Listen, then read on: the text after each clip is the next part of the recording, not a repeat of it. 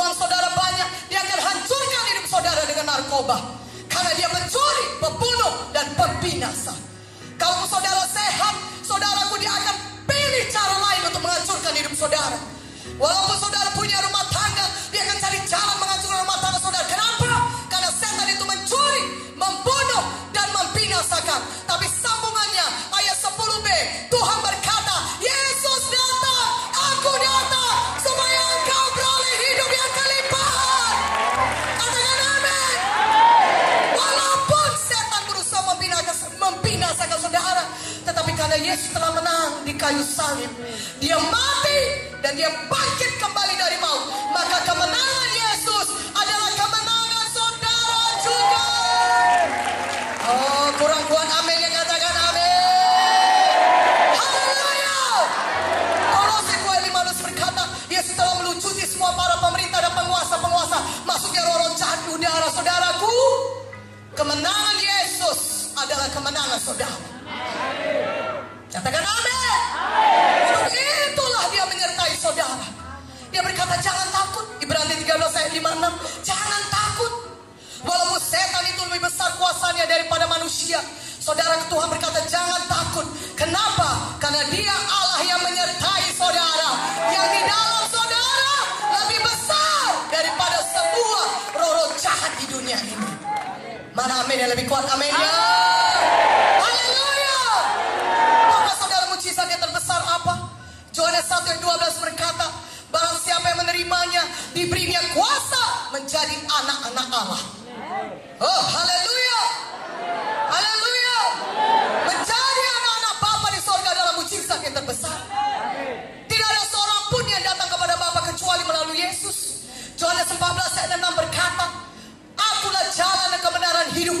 Tuhan Yesus berkata, tidak ada satu pun dosa yang bisa masuk ke sorga, saudara.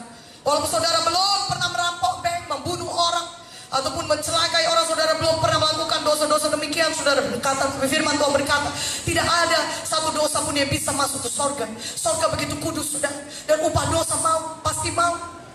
Tapi firman Tuhan juga berkata, Roma 6 ayat 23, kasih karunia Allah, hadiah daripada Tuhan ialah hidup yang kekal di dalam Kristus Yesus.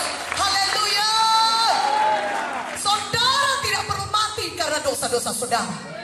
Kalau saudara percaya kepada Yesus Kristus, Yesus sudah mati menanggung semua dosa saudara.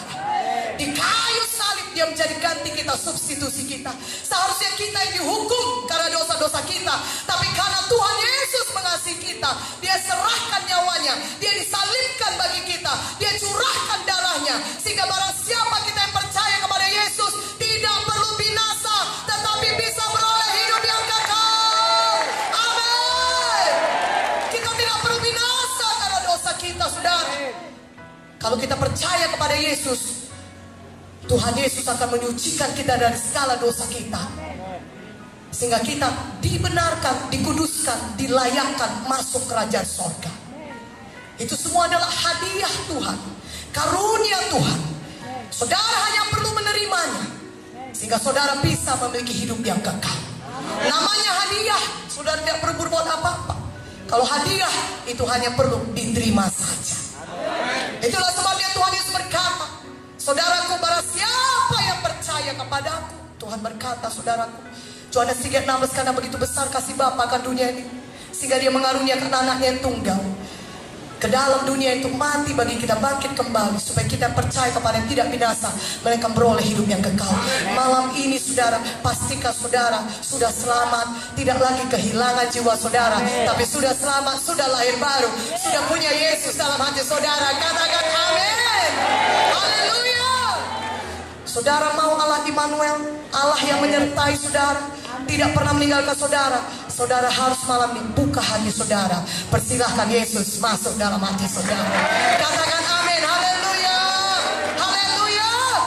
Dalam firman Tuhan berkata, bagaimana kita diselamatkan? Roma 10:9-10 berkata, jikalau engkau percaya dalam hatimu bahwa Yesus adalah Tuhan, dan mengaku dengan mulutmu bahwa Tuhan Yesus sudah mati dan dibangkitkan kembali pada hari yang ketiga, maka engkau akan diselamatkan. Katakan amin.